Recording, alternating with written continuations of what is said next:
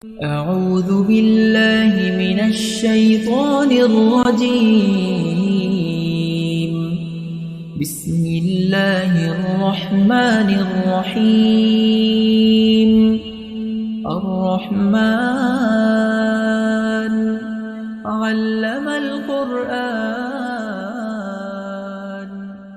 خلق الإنسان পর্ব ৩৭ ২৯০ থেকে ৩০৭ বদর যুদ্ধ। মুসলিমদের সামনে এক সুবর্ণ সুযোগ। উশায়রার যুদ্ধের বর্ণনায় আমরা উল্লেখ করেছি, মক্কা থেকে সিরিয়া অভিমুখী কুরাইশ কাফেলাটি অল্পের জন্য নবীজি সাল্লাল্লাহু আলাইহি ওয়াসাল্লামের হাতছাড়া হয়ে যায়। কিন্তু কাফেলা প্রত্যাবর্তনের সময় হলে নবীজি তাদের গতিবিধি লক্ষ্য রাখার জন্য তালহা ইবনু উবাইদিল্লাহ এবং সাইদ ইবনু জাইদকে পাঠিয়ে দেন। তারা হাওড়া অঞ্চলে গিয়ে অবস্থান নেন। ইতোমধ্যে আবু সুফিয়ান কাফেলা নিয়ে তাদের সামনে দিয়ে অতিক্রম করে যায়। তারা দ্রুত মদিনায় ছুটে আসেন এবং নবীজিকে বিষয়টি জানান। মক্কাবাসীর বিপুল সম্পদে কাফেলাটি সমৃদ্ধ। ধন সম্পদ বোঝায় ১,০০০ উট, যার মূল্য কম করে হলেও ৫০,০০০ স্বর্ণমুদ্রার সমতুল্য। তবে এত বিশাল সম্পদের প্রহরাই ছিল মাত্র ৪০ জন লোক। মদিনার রণঘাটির জন্য এটি একটি সুবর্ণ সুযোগ। যদি মদিনা এই বিশাল সম্পদ অধিকার করতে পারে, তাহলে সামরিক, রাজনৈতিক ও অর্থনৈতিক পরিমণ্ডলে মুশরিকদের মেরুদণ্ড ভেঙে যাবে। তাই নবীজি মুসলিমদের মাঝে ঘোষণা দিলেন, কুরাইশের বাণিজ্যিক কাফেলা আসছে, সেখানে তাদের প্রচুর সম্পদ রয়েছে, তাই তোমরা বেরিয়ে পড়ো। আল্লাহ তাআলা হয়তোবা গনিমত হিসেবে তা তোমাদের হাতে অর্পণ করবেন। এ যাত্রায়ও নবীজি যুদ্ধযাত্রার জন্য কারোর ওপর চাপ প্রয়োগ করেননি, বরং বিষয়টি সকলের ইচ্ছাধীন ছেড়ে দেন। বাণিজ্যিক কাফেলার পরিবর্তে রণসজ্জায় সজ্জিত মক্কা বাহিনীর সাথে বদর প্রান্তরে সংঘর্ষে জড়াতে হবে ঘোষণার সময় তো এর কোনো কল্পনাই ছিল না। তাই অনেক সাহাবী মদিনায় থেকে যান। তাদের ধারণা ছিল এই অভিযানটি পূর্বের ছোট ছোট অভিযানগুলোর মতোই সাধারণ কোনো অভিযান। তাই নবীজিও যুদ্ধযাত্রা থেকে বিরত থাকার কারণে কাউকে তিরস্কার করেননি। সৈন্য সমাবেশ এবং নেতৃত্ব বণ্টন। নবীজি সাল্লাল্লাহু আলাইহি ওয়াসাল্লাম বের হওয়ার জন্য প্রস্তুত। সঙ্গে আছেন ৩১৩ জন যোদ্ধা। কোনো কোনো বর্ণনায় ৩১৪, আবার কোথাও ৩১৭ জনের কথাও আছে। ৮২, ৮৩ কিংবা ৮৬ জন মুহাজির সাহাবী। আনসারদের মধ্যে আউস গোত্র থেকে ৬১ জন এবং ১৭০ জন আছেন খাজরাজ গোত্রের। এই অভিযানের জন্য তারা ব্যাপক কোনো প্রচারণাও চালাননি, যথাযথ প্রস্তুতিও গ্রহণ করেননি। তাদের অশ্বারোহী মাত্র ২ জন, একজন জুবাইর ইবনুল আওয়াম, আরেকজন মিকদাদ ইবনু আসওয়াদ কিন্দি। আর উট ছিল সর্বমোট ৭০টি। ২ জন বা ৩ জনের ভাগে পড়ে একটি করে উট, তাতে তারা পালাক্রমে আরোহণ করেন। নবীজি, আলী এবং মারসাদ ইবনু আবি মারসাদ গানাবি এই ৩ জনের ভাগে পড়ে মাত্র একটি উট। নবীজি মদিনার পরিচালনা এবং সালাতের দায়িত্ব দিয়ে যান সাহাবী আবদুল্লাহ ইবনু উম্মি মাকতুমের হাতে। পরবর্তী সময়ে যখন তিনি রাওহা নামক স্থানে উপনীত হন, তখন আবু লুবাবা ইবনু আবদিল মুনজিরকে মদিনার প্রশাসনিক কার্যক্রম পরিচালনার জন্য পাঠিয়ে দেন। সর্বাধিনায়কের পতাকা তুলে দেন মুসাব ইবনু উমাইর কুরাশি আবদারির হাতে। পতাকাটির রং ছিল সাদা। তিনি তার বাহিনীকে ২ ভাগ করে নেন। এক ভাগে থাকে মুহাজির সাহাবীরা, তাদের পতাকা তুলে দেওয়া হয় আলী ইবনু আবি তালিবের হাতে। অপর ভাগে রয়েছে আনসার সাহাবীরা, তাদের পতাকা বহন করেন সাদ ইবনু মুয়াজ। ডান পাশের নেতৃত্ব দেন জুবাইর ইবনুল আওয়ামকে, আর মিকদাদ ইবনু আমার বাম পাশের সেনাপতি। পূর্ব বর্ণনা অনুযায়ী তারাই ছিলেন এই বাহিনীর ২ জন অশ্বারোহী। বাহিনীর পেছনের অংশের দায়িত্ব পড়ে কাইস ইবনু আবি সাসার ওপর। পুরো বাহিনীর সর্বাধিনায়ক হিসেবে নিয়োজিত রয়েছেন স্বয়ং নবীজি সাল্লাল্লাহু আলাইহি ওয়াসাল্লাম। বদর পানে মুসলিম বাহিনীর যুদ্ধযাত্রা। অপ্রস্তুত একটি বাহিনী নিয়ে নবীজি যুদ্ধযাত্রা শুরু করেন। মদিনা থেকে বেরিয়ে এগোতে থাকেন মক্কাভিমুখী প্রধান সড়ক ধরে। রাওহা নামক স্থানের একটি কূপের কাছে বিশ্রাম নেন সবাই। সেখান থেকে যাত্রা করার সময় মক্কাগামী পথ বাম দিকে রেখে বদরের উদ্দেশ্যে বাম দিকে নাজিয়ার পথে মোড় নেন।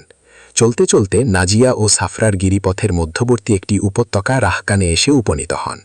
এই উপত্যকা অতিক্রম করে তাঁবু ফেলেন সাফরার নিকটবর্তী একটা জায়গায়।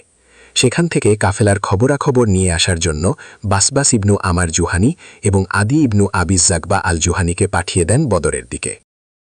মক্কার বুকে সতর্কবাণী। কুরাইশের এই বাণিজ্যিক কাফেলার সর্দার ছিল আবু সুফিয়ান। খুবই বিচক্ষণ ও চৌকস ব্যক্তি সে।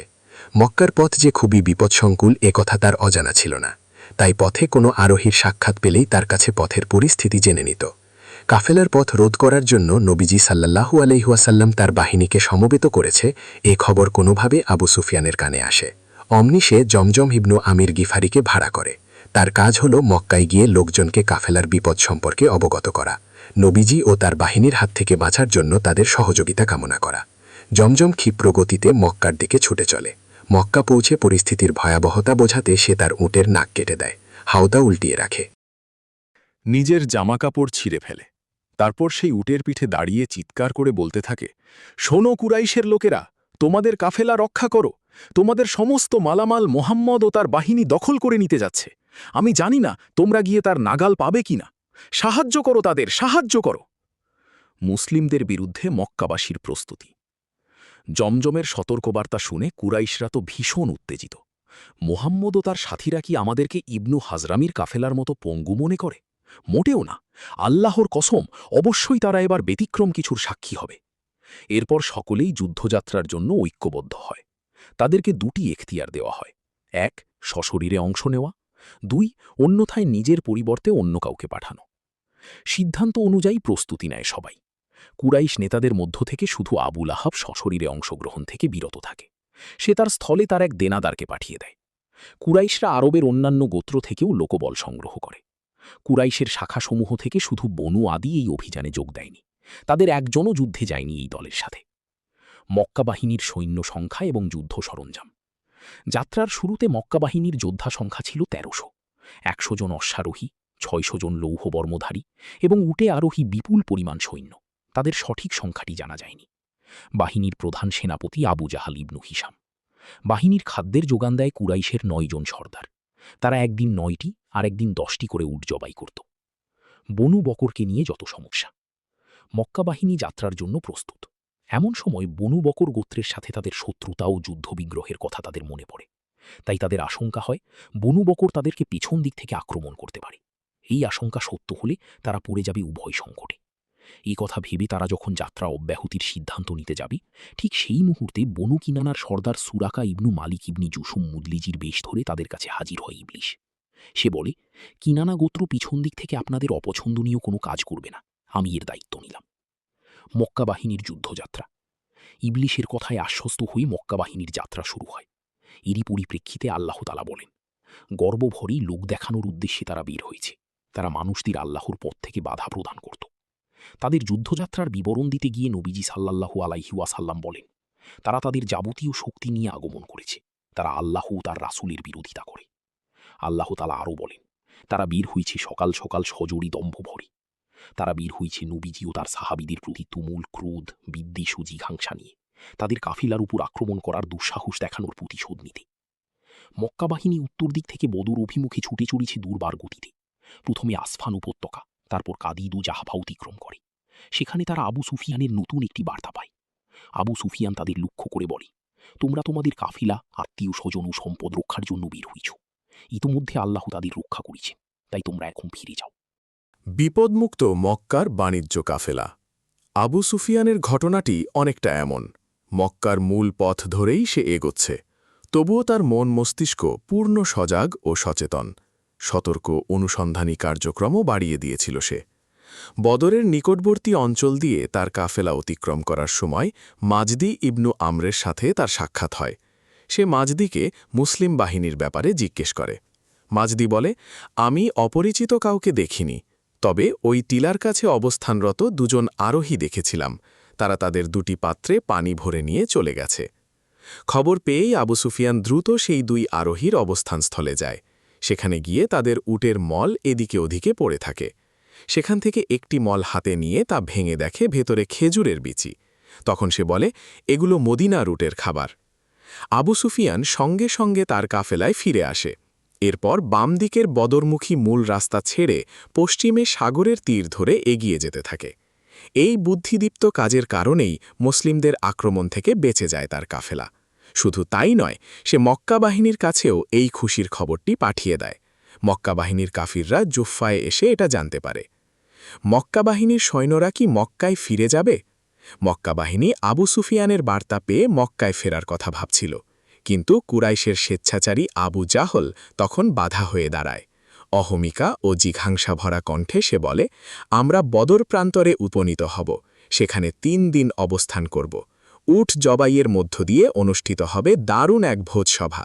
শরাব পান ও নর্তকীদের নাচগানের আয়োজন করে গোটা আরবকে জানিয়ে দিতে হবে আমাদের আগমন ও সমাবেশের কথা। এতে তারা চিরদিনের জন্য আমাদের প্রতি ভীত সন্ত্রস্ত থাকবে। আল্লাহর কসম, এসব না করে আমরা মক্কায় ফিরছি না। তবে আবু জাহালের জোরালো তাগিদ উপেক্ষা করেই আখনাস ইবনু শুরাইক ফিরে যাওয়ার পরামর্শ দেয়, কিন্তু সে কারও সঙ্গ পায়নি। তাই বাধ্য হয়ে সে একাই বনু জাহরাকে নিয়ে ফিরে আসে। সে মূলত বনু জাহরার মিত্র এবং এই বাহিনীতে তাদের সর্দার। তাই বনু জাহরার একজনও বদরের যুদ্ধে অংশগ্রহণ করেনি। তাদের সংখ্যা প্রায় ৩০০ জন। যুদ্ধ পরবর্তী ফলাফল দেখে বনু জাহরা আখনাস ইবনু শুরাইকের অভিমতের মূল্য উপলব্ধি করে।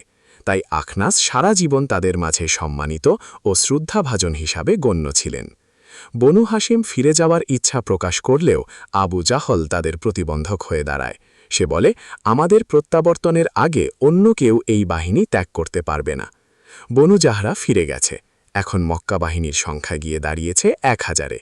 তারা যাত্রা অব্যাহত রাখে। বদর উপত্যকার সীমানার এক প্রান্তে একটি বালুর টিলার পেছনে তারা অবতরণ করে। রক্তক্ষয়ী এক যুদ্ধের আশঙ্কা।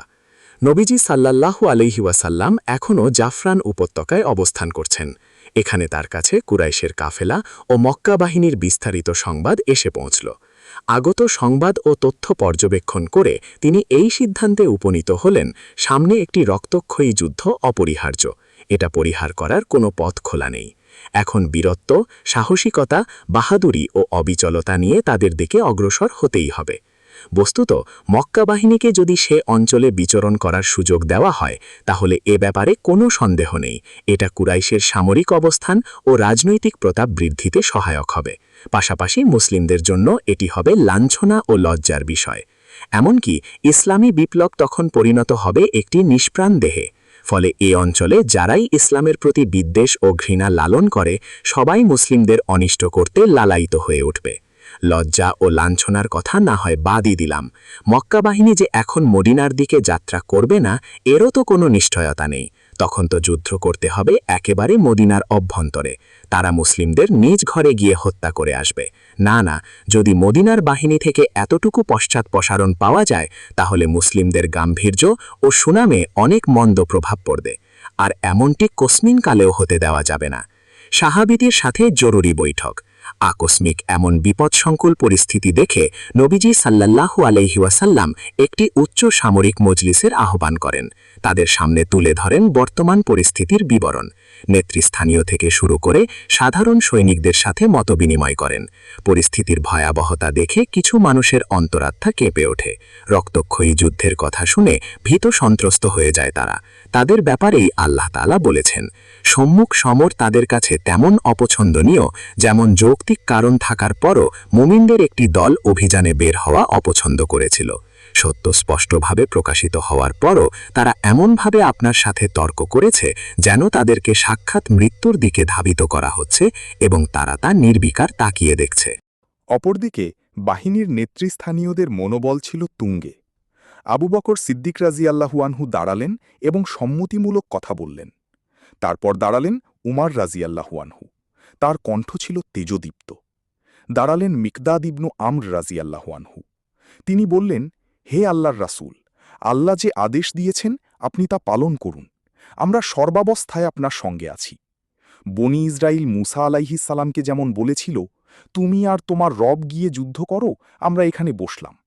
আল্লাহর কসম, আমরা এমন কথা বলবো না, বরং আমরা বলবো, আপনি এবং আপনার রব যুদ্ধের জন্য অগ্রসর হন, আমরাও আপনাদের সাথে আছি। যে সত্তা আপনাকে সত্য দিয়ে প্রেরণ করেছেন তার শপথ, যদি আপনি আমাদের নিয়ে বারকুল গিমাদ পর্যন্ত যেতে চান, আমরা আপনার সাথে লড়াই করতে করতে সেখানে পৌঁছে যাব।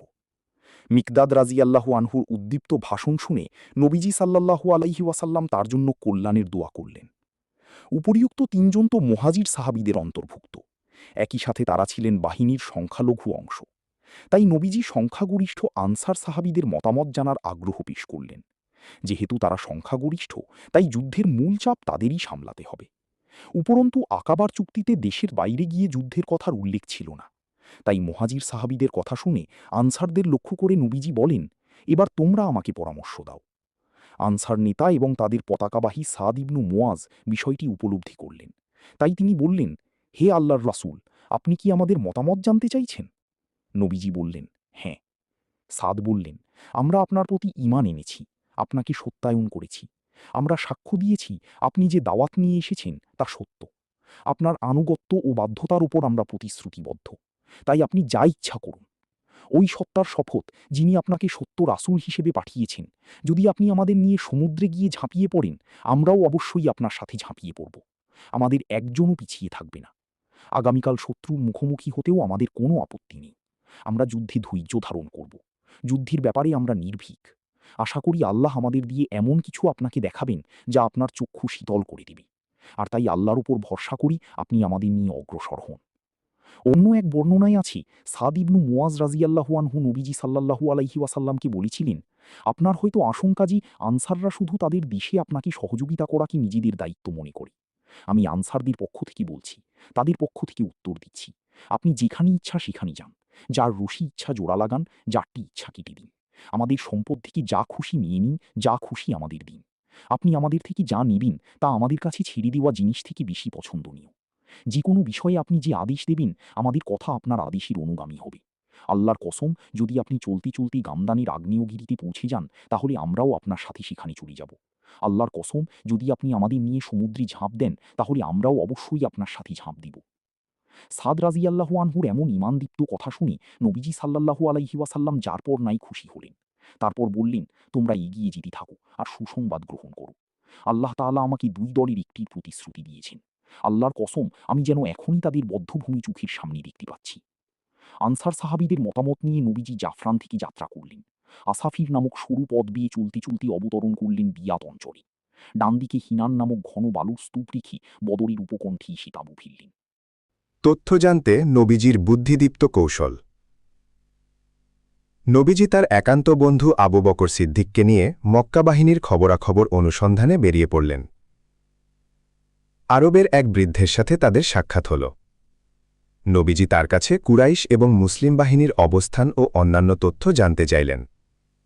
উভয় বাহিনী সম্পর্কে জিজ্ঞেস করলেন যেন তাদের গোপনীয়তা অক্ষুণ্ণ থাকে। কিন্তু বৃদ্ধ বলল, তোমরা তোমাদের পরিচয় না দিলে আমি এ সংবাদ তোমাদের দেব না। নবীজি বললেন, আগে আপনি বলুন, তাহলে আমরাও আমাদের পরিচয় দেব।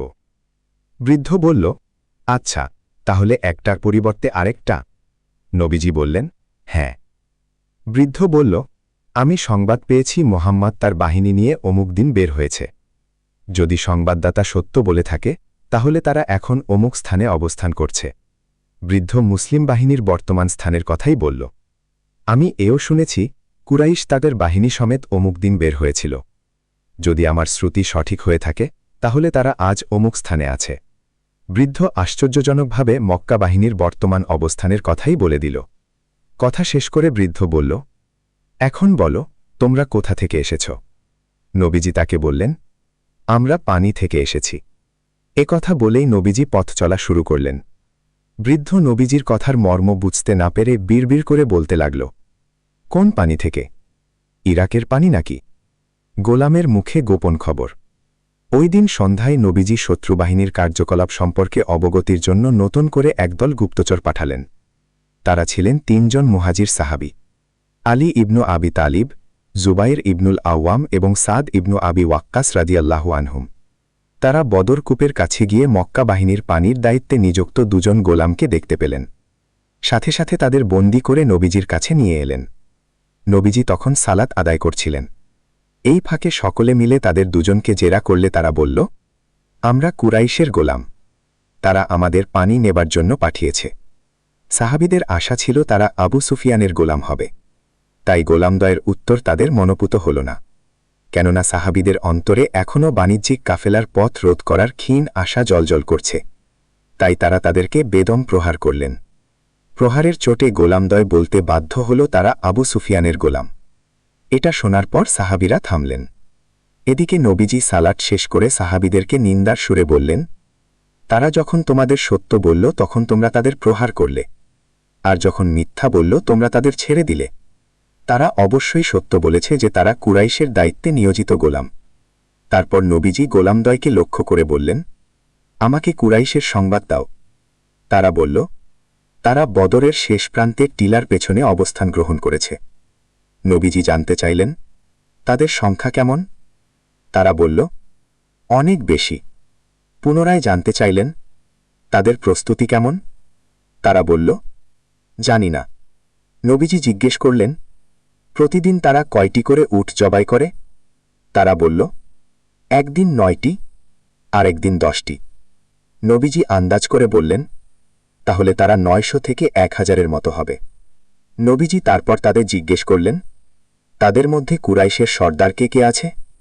তারা বলল, রবিয়ার 2 ছেলে উতবা ও সাইবা, আবুল বাখতারি ইবনু হিসাম, হাকিম ইবনু হিজাম, নাওফাল ইবনু খুয়াইলিদ, হারিস ইবনু আমির, তুমাইয়া ইবনু আদি, নজর ইবনুল হারিস, জামআ ইবনুল আসওয়াদ, আবু জাহাল ইবনু হিসাম, উমাইয়া ইবনু খালাফ সহ আরও অনেকে।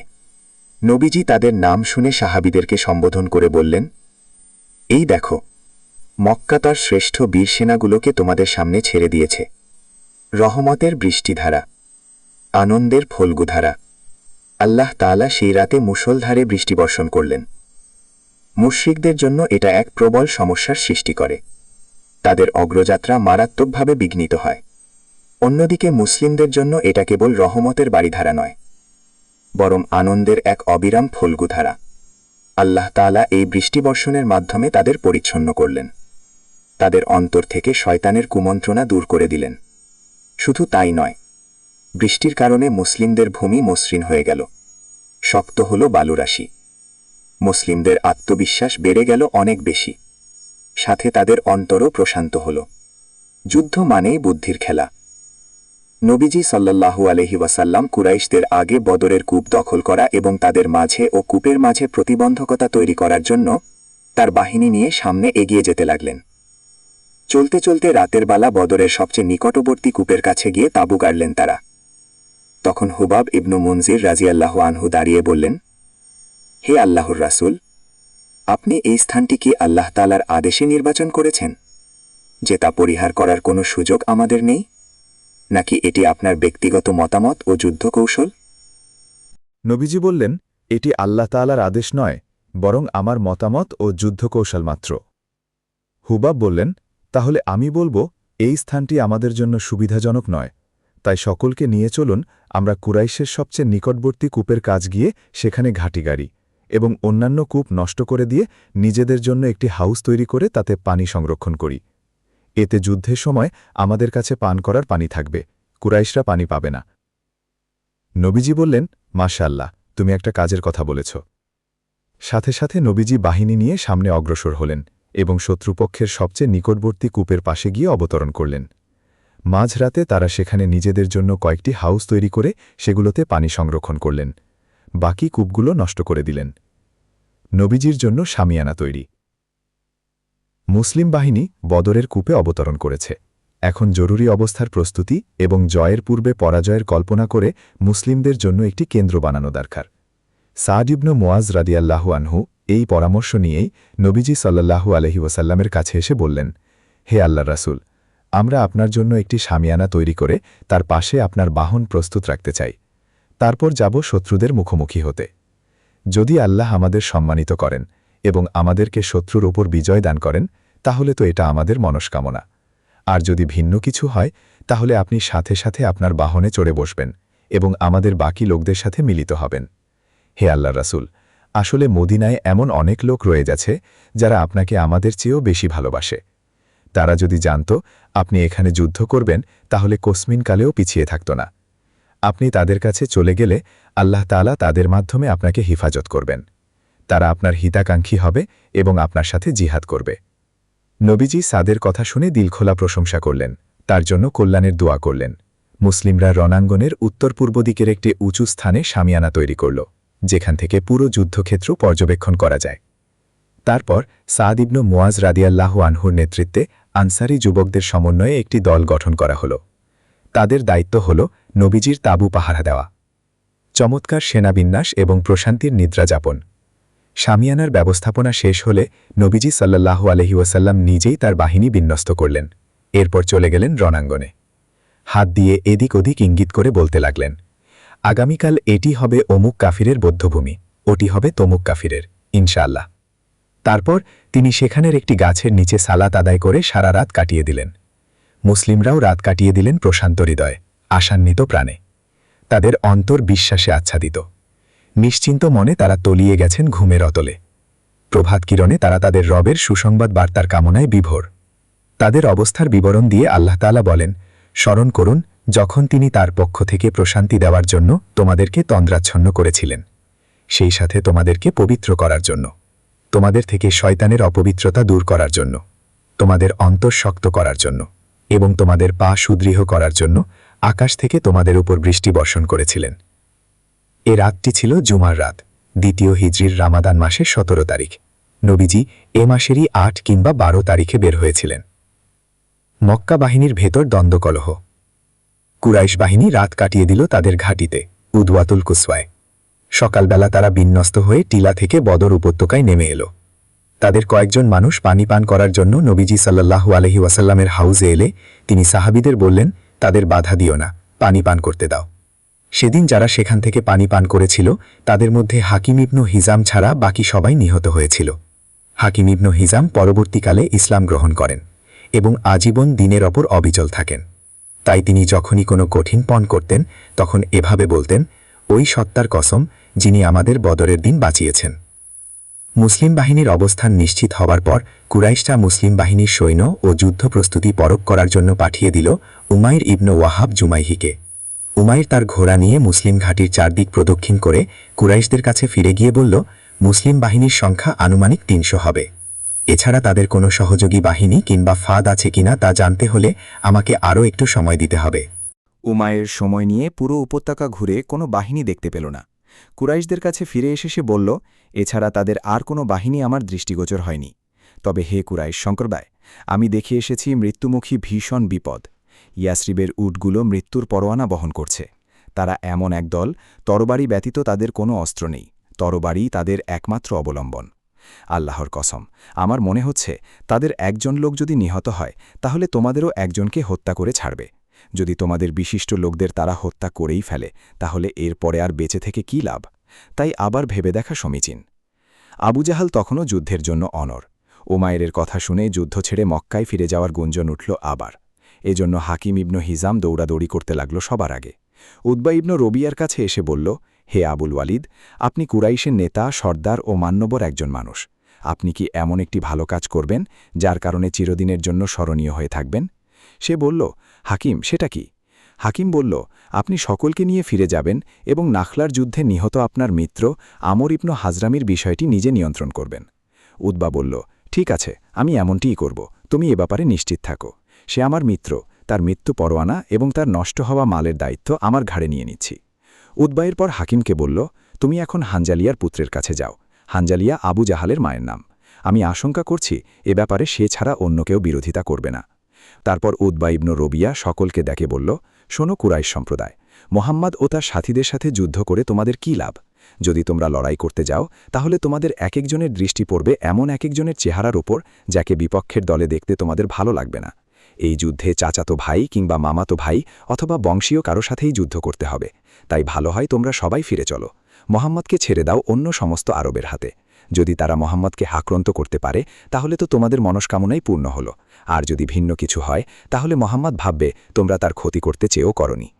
এদিকে উতবার কথা মতো হাকিম ইবনু হিজাম চলে গেল আবু জাহালের কাছে। সে তখন বর্ম প্রস্তুত করছিল।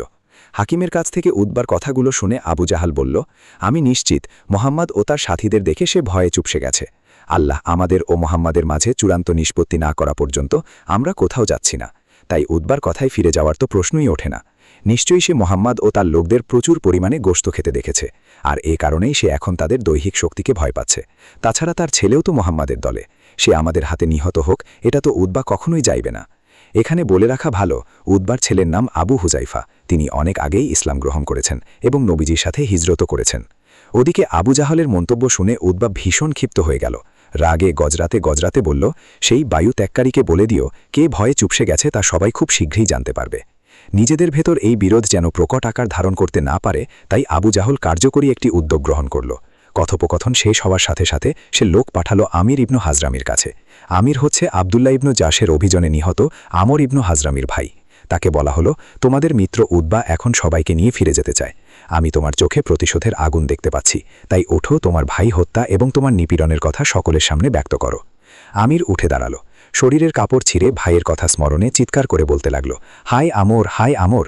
আমিরের চিৎকার শুনে তখন সকলে গর্জে উঠল। যে অনিষ্টের জন্য তারা এসেছে তার উপর সকলে একমত হয়ে গেল।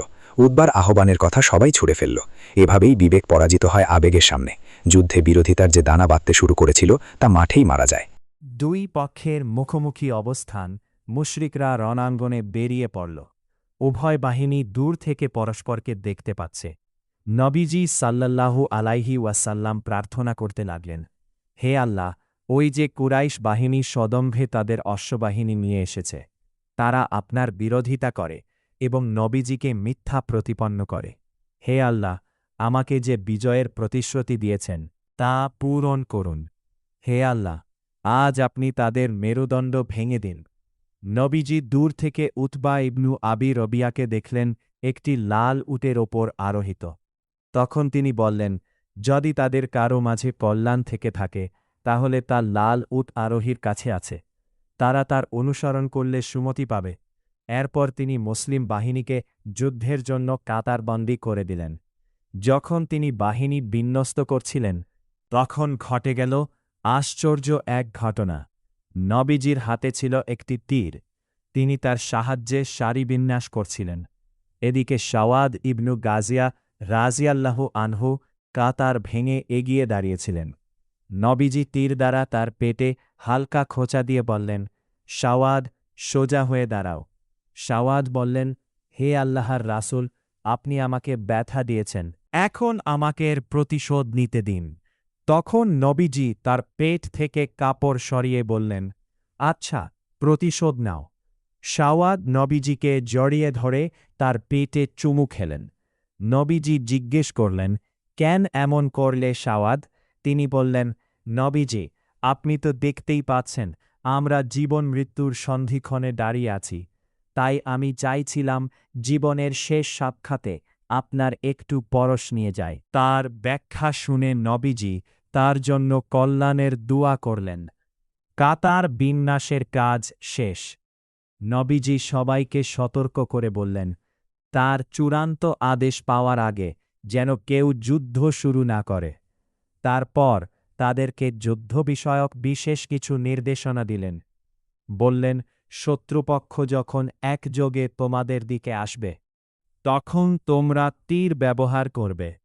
তোমরা তোমাদের তীরগুলো বাঁচানোর চেষ্টা করবে। তারা তোমাদের ঘিরে ফেলার আগ পর্যন্ত তোমরা কেউ তরবারি কোষমুক্ত করবে না।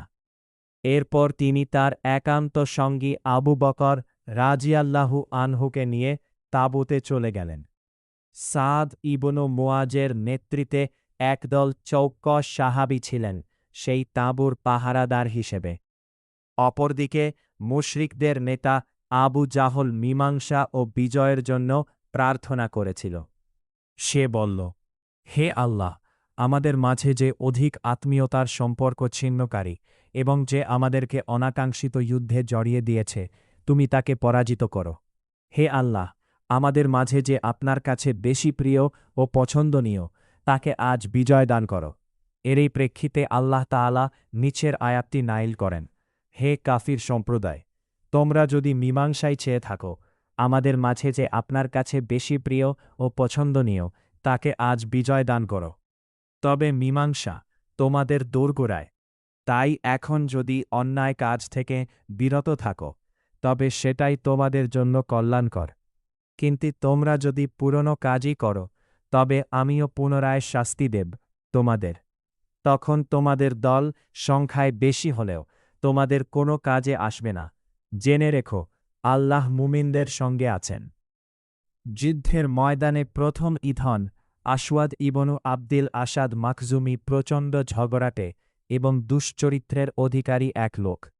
সেই যুদ্ধের প্রথম ইন্ধন দেয়, এই বলে সে বেরিয়ে আসে, আমি প্রতিজ্ঞা করেছি, হয় তাদের কূপ থেকে পান করব, কিংবা তা বিনষ্ট করে দেব অথবা সেখানে গিয়ে মারা যাব। তারপর যখন সে কূপের কাছে এলো, এদিক থেকে হামজা ইবনু আব্দিল মুত্তালিব বেরিয়ে এলেন। উভয়েই মুখোমুখি হয়ে যখন কূপের কাছাকাছি, তখনই হামজা তাকে আঘাত করলেন এবং তার পা শরীর থেকে আলাদা করে দিলেন। মক্কা বাহিনী দেখলে তার পা থেকে ফিনকি দিয়ে রক্ত বের হচ্ছে। তবুও সে নিজের পণ রক্ষা করার জন্য হামাগুড়ি দিয়ে কূপের দিকে যাচ্ছিল। তখন হামজা তাকে পুনরায় একটি আঘাত করলেন। এতে সে হাউজের ভেতরেই মারা গেল।